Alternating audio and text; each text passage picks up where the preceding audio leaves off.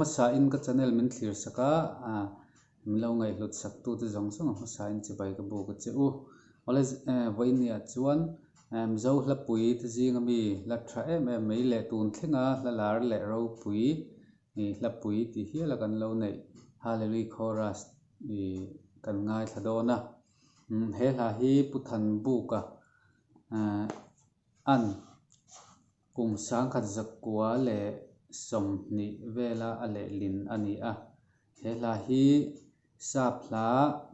George Federic Handlean kum sang khat za sari somli pakhat vela alo phuah to khani a Thanbuka hian kum sang khat chhungkua le som ni khan lo LETLINGTA a ton thlengin nei ta a chumi rual chuan Thanbuka hian mizo hla pui dang te po a phuah nuala mosia le beram no lal ber chuan a ding lama mi te hnenah ti te le el shaddai ti te le thil dang la tam tak a phuah ani hi mizo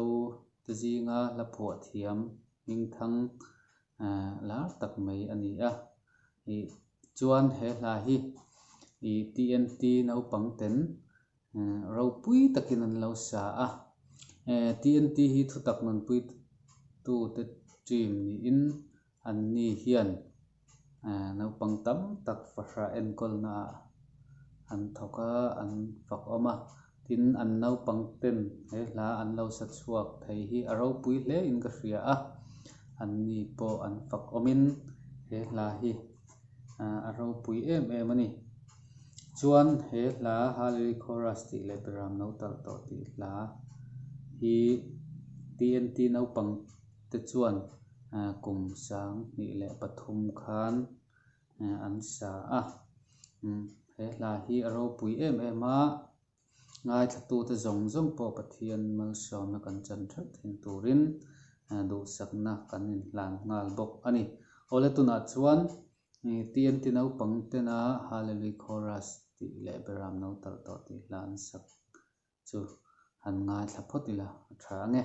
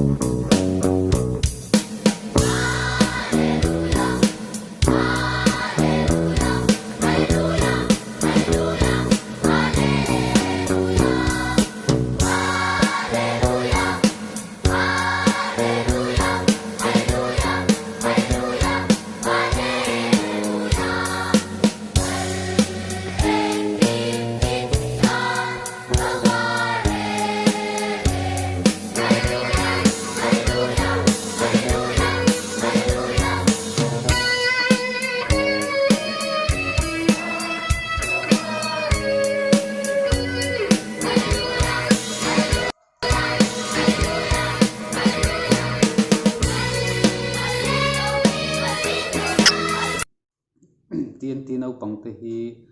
an fakom em a anin nen kol na thra a tin he hla po hi thiam takin an lo sa a thian ro puinan he kan ngai thlak tak te kha malmin som sak sela I ka channel hi min lo clear sak awangin kan lo em a stirwalin la subscribe lo ten no subscribe sak turin kan som a